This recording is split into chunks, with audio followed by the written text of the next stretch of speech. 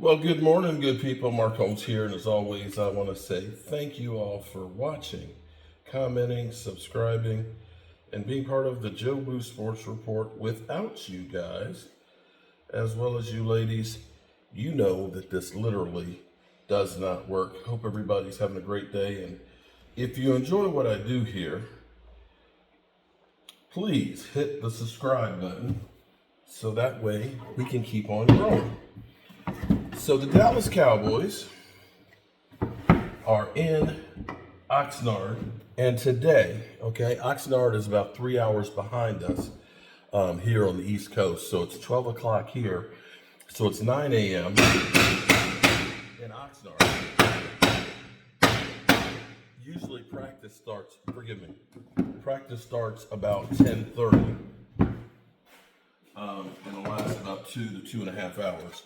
So about 3 hours from now, about 4 o'clock Eastern, they'll be off the field and we'll be hearing about what transpired in practice, which is, I can't wait, that we'll actually be able to talk about something other than the Joneses' ineptitude. One of the things that I am really and truly interested is Micah Parsons. Micah Parsons has gotten a lot of grief.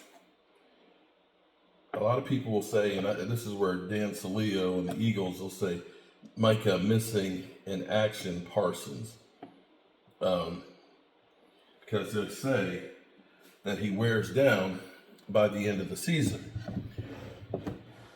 To answer that call, he is right now about 241, a little bit lighter than he was last year, and he says in better condition. And one of the things that Micah has done that some people also take and criticize him for is knowing that he's on the underside. I'm putting together a drawer. Knowing that he's on the undersize for what he's doing. Keep in mind, he's 241, okay? Think about this for a second. I'm about 20 pounds heavier than Micah Parsons, okay? 20 pounds, which is quite a bit. I'm 261, 262, somewhere around in there. When you think about somebody like Trent Williams, they've got about another 60 pounds on me. So we're talking about him going against guys that are 80 pounds heavier than him constantly. And so that's where he likes to go ahead and do his own conditioning and things instead of the OTAs and stuff like that to try and get his body healed.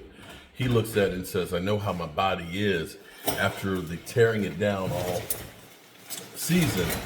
It just needs to recoup, and there's a lot to that. In fact, the NFLPA is looking at the idea of doing away with OTAs early part of, March, April, and May, and just basically saying you're off until, say, mid-July. What? So the games will get worse? No. The idea is you start out. No, but the game will get worse with less practices. It's not less practices. It's just going to be they're going to have more time off. They'll start mid-July, and they'll just start, practicing there on until the season starts. So you do your OTAs and your no, you're shaking your head. I agree with it because it gives them more time to get to. But if you have less practice, it's not less practices. You're just putting them all together. Okay, be that as it may. Okay. What about the rookies? They'll probably have rookie mini camps and stuff, but they're still working on that. But be that as it may, Micah Parsons vows to be better. And he is saying they're going to be much better than people think they are.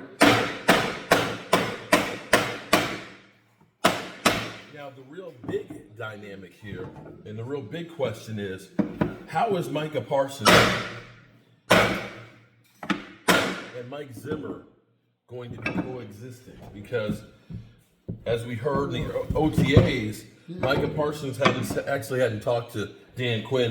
Micah Parsons kind of said, I got my own set ways.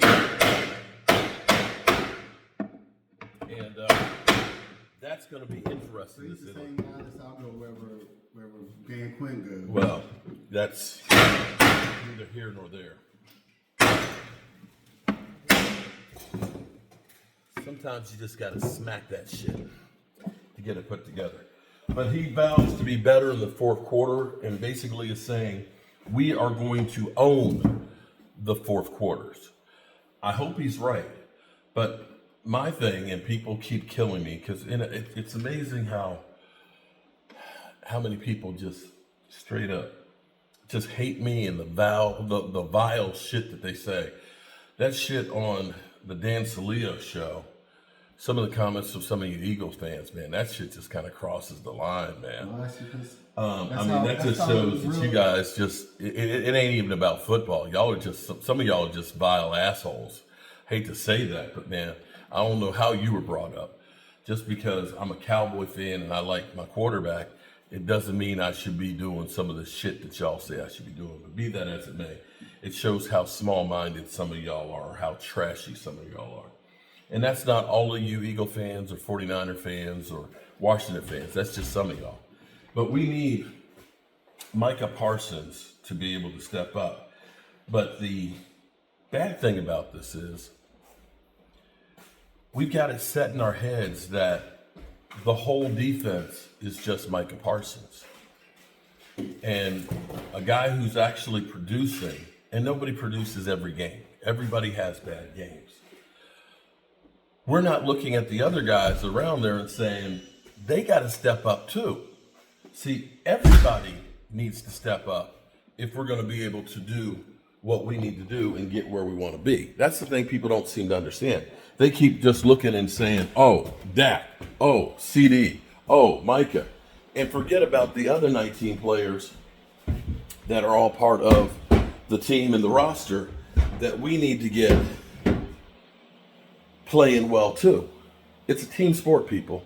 Remember that. It's a team sport. Whew. Coming down the home stretch here, I got my last 3 drawers to put in that kick plate and clean this up. The handles that they've ordered won't be in until Saturday, and the black toilet should be in actually today. But from where they were with this kitchen to where it is now, this shit look good. All right, good people.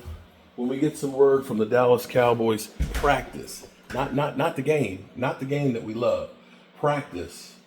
We'll bring you whatever it is. Whatever, wherever, we'll always be together. Yeah. We'll bring that to you guys. I hope you all are having a great Thirsty Thursday, and I'll see you all soon. Peace.